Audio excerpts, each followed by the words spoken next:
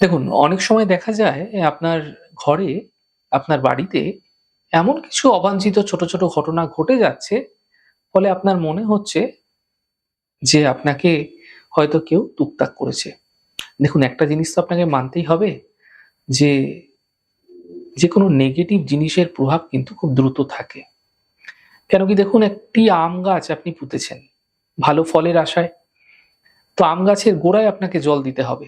দীর্ঘদিন ধরে আপনি জল দিচ্ছেন, আম আপনি আপনার কাছে চলে আসবে সঠিক সময়। কিন্তু সময়টা অনেক দীর্ঘ, ভালো ভালো কাজের ক্ষেত্রে। কিন্তু যদি কোনো নেগেটিভ প্রভাব হচ্ছে, তা কিন্তু দ্রুত ফল ফেলতে পারে। যেরকম ধরুন, আপনি একটি আগুন জ্বলছে তাতে আপনি হাত দিলেন। আপনার হাতটা কিন্তু শতে, শতে পুড়ে যাবে।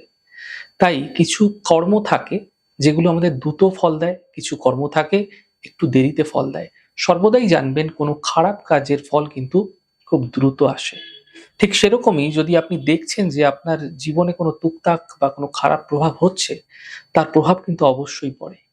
এবং এই প্রভাব আপনার জীবনে সাময়িক সময়ের জন্য হলেও আপনাকে বিচলিত করে দেয় এবং এই সময়টাই আপনি নড়বড়ে হয়ে আপনার সমস্ত জায়গাগুলোকে নিজে নিজেই ধ্বংস করতে থাকেন।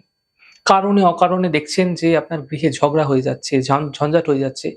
নানা কারণে শত্রুতা বেড়ে যাচ্ছে। একটার পর একটা হতেই চলেছে। অথবা আপনার ঘরে এমন কোনো ঘটনা ঘটে যাচ্ছে যার ফলে আপনার মনে হচ্ছে আপনার ঘরে কেউ ক্ষতি করে রেখেছে। অনেক সময় দেখা যায় আপনার ঘরের একটা না একটা অসুবিধা রয়েই যাচ্ছে। আপনি নিজেকে খুব অসহায় মনে করছেন এরকম ক্ষেত্রে। অথবা নানা সমস্যায় আপনি জর্জরিত হয়ে পড়ছেন। আপনি সমস্যা সমাধানের কোনো রাস্তা খুঁজে পাচ্ছেন না। এরকম হলে শনিবার দিন একটি কাঠ কয়লা বা কাঁচা কয়লা নিয়ে সেটাকে তিলের তেলের মধ্যে ভিজিয়ে রেখে দিন। একটা টুকরো কয়লা নিয়ে নেবেন, তিলের তেলে ভিজিয়ে রেখে দেবেন একটি পাত্রের মধ্যে।